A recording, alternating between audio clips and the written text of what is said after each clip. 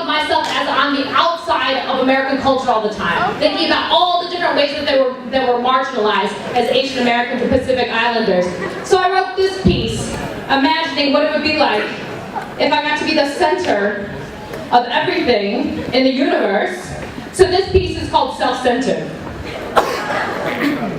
If I was the center of everything for a day, everything would be aimed towards, dictated by, catered to, tailored for 5'2" tattooed Asian females. When you turned on the television, no Martha Stewart, no Tom Brokaw, Katie Couric, or Stephen Colbert, just 5'2" tattooed Asian females giving makeup tips for the Asian eye. Instructions on how to raise children multilingually in America, advertisements for custom design builders who retrofit houses for the fabulously petite, news that tells of the latest community organizing campaigns and where the hottest DJ set is for that night.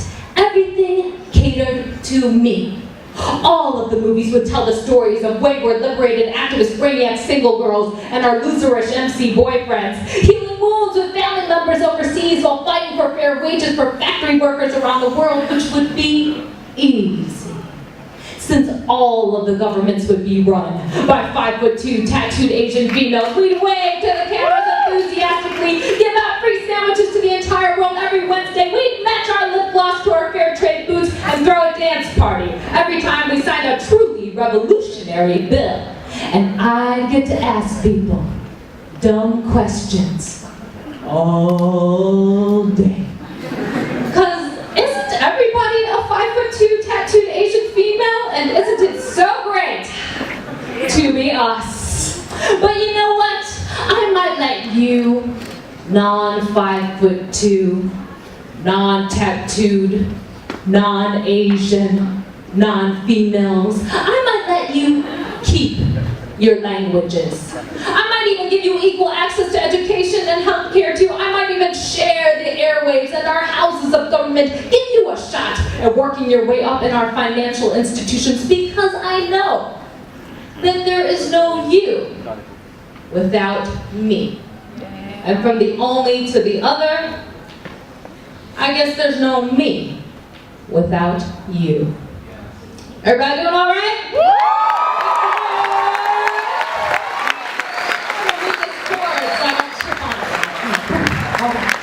So the next piece I'm going to do, I want to dedicate to the ladies in the house. Ladies in the house, make some noise.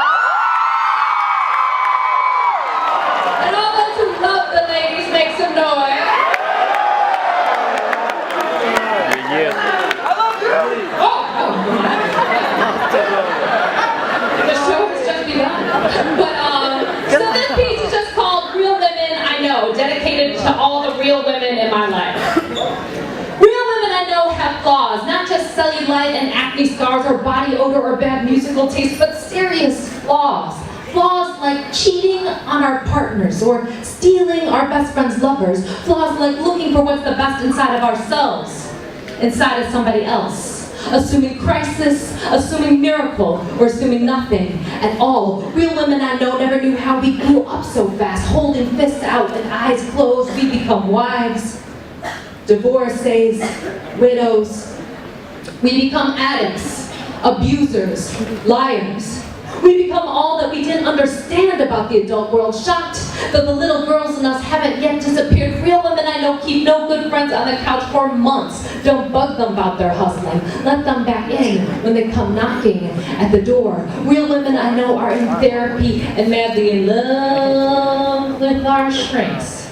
Happy to talk about the sad parts, sad to talk about the happy parts, sick of going on medication. Real women I know destroy ourselves through work or television, starvation, or people who refuse to treat us well. We are persistent in this effort, and yet we cannot refuse the invitation to continue on. Real women I know work thousands of miles away from home, collect barrettes in a chest of drawers, pack cardboard boxes full of soap, shampoo, and candy to send home. Real women I know support the economies of entire countries. Real women I know have given up sex to find love, or just now remembering how it feels to sleep in bed alone. Real women I know are mothers. Unexpectedly, the babies come and teach us to stand with 2 feet on the ground, arms stretched wide open, ready for whatever arrives. Real women I know are driven into the ground eternally, never given rest, take on everybody else's problems, never allow ourselves to give up. Everybody doing all right?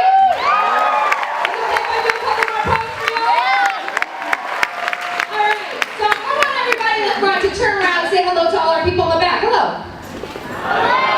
Okay. So we know there's a lot of people in here, and it's like really like packed. But this is poetry, my friends. So we need a little fine attention. So everyone take a deep breath in, and then go like this.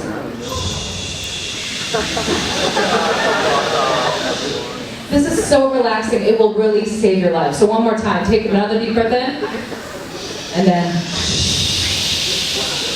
Oh yes, it's feeling good, right? Okay, cool. Everybody ready for another poem? Yeah. Alright, cool. So this piece I actually wrote in Chicago for an Asian American Youth Conference, and growing up in the Chicago suburbs. I don't know, make some noise if you're from the suburbs.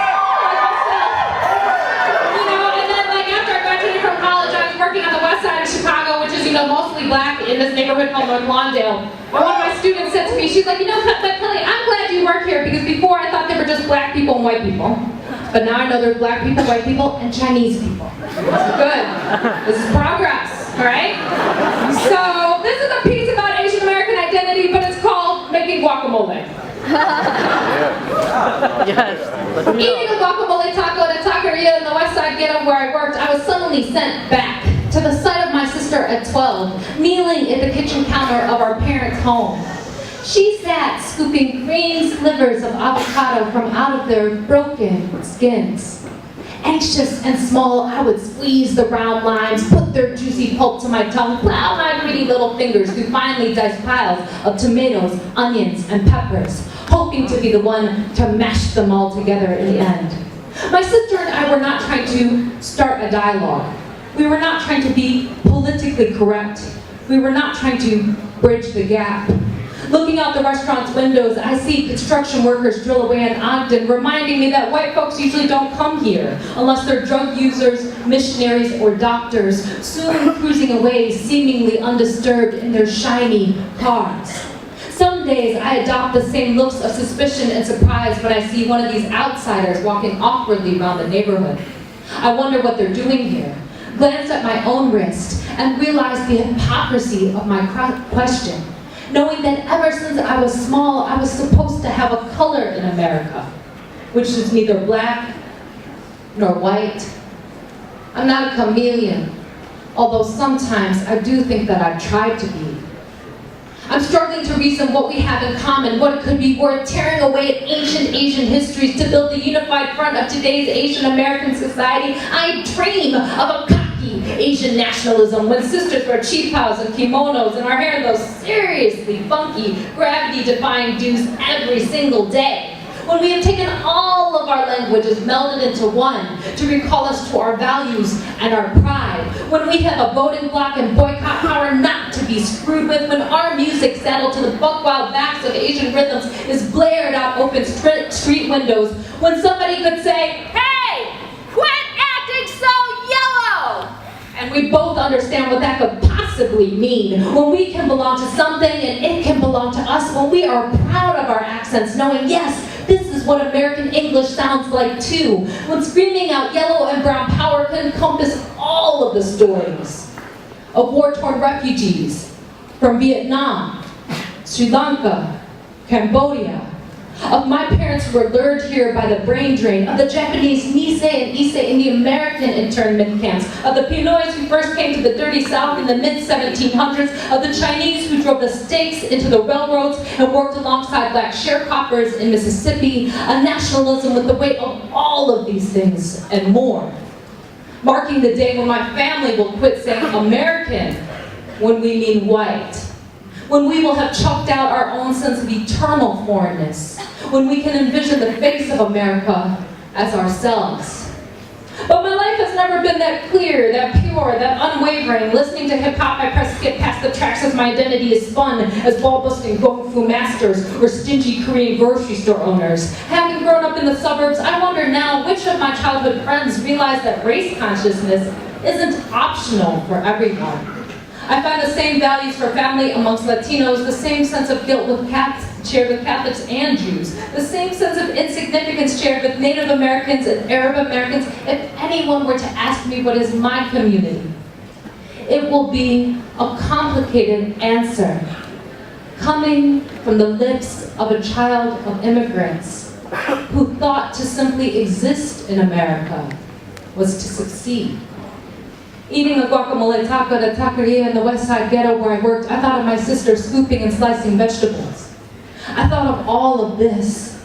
I thought of all that kids do when left to their own devices, how there were so few boundaries for us, how we found joy in it, how something as odd as two Taiwanese girls making guacamole in the Chicago suburbs during the mid-1980s tells the stories of the creeping of contacts and contexts, cultures and colors, finding homes in the foundations of our minds, creating the rituals of the community of us. Everybody doing all right? I just got one more for you going on. But I have some very exciting news to share. I just put it up on Facebook. I just found out that I'm going to be performing at the White House on Monday, which is to rep for U of I, to rep for the Tsai, to rep for the Midwest. And this is the piece I'm actually going to perform there. So this piece is called Weapons of Mass Creation. Woo!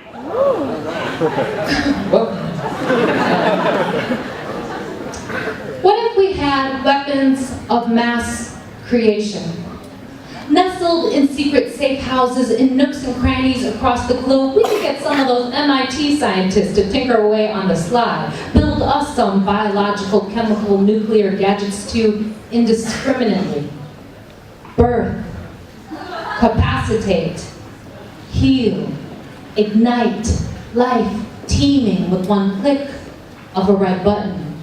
Juicy slugs sliding down stop signs, green velvety grass crushing through cracked concrete, loaves of braided bread materializing in mailboxes, a song bubbling in every throat, an absence filled in every hand, clothes ballooning, buttons popping, a woman swinging her full, beautiful hips, unafraid as the sweat rolls off her nose. Weapons of mass creation to explode babies onto every street corner. Huge blinking eyes, curious chubby fingers, waves of baby fat toddling through open windows, gurgling us a new wisdom. Weapons of mass creation to pour foundations for schools, libraries, and clinics on lots that have been left vacant for years.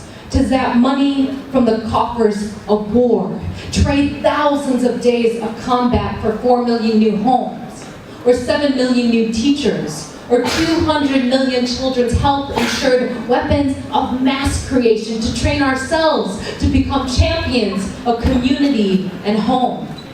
Learn yet how to stand and embrace the entire globe, to figure more fantastic ways to live instead of die, dissolving on contact the welling ache within each human heart.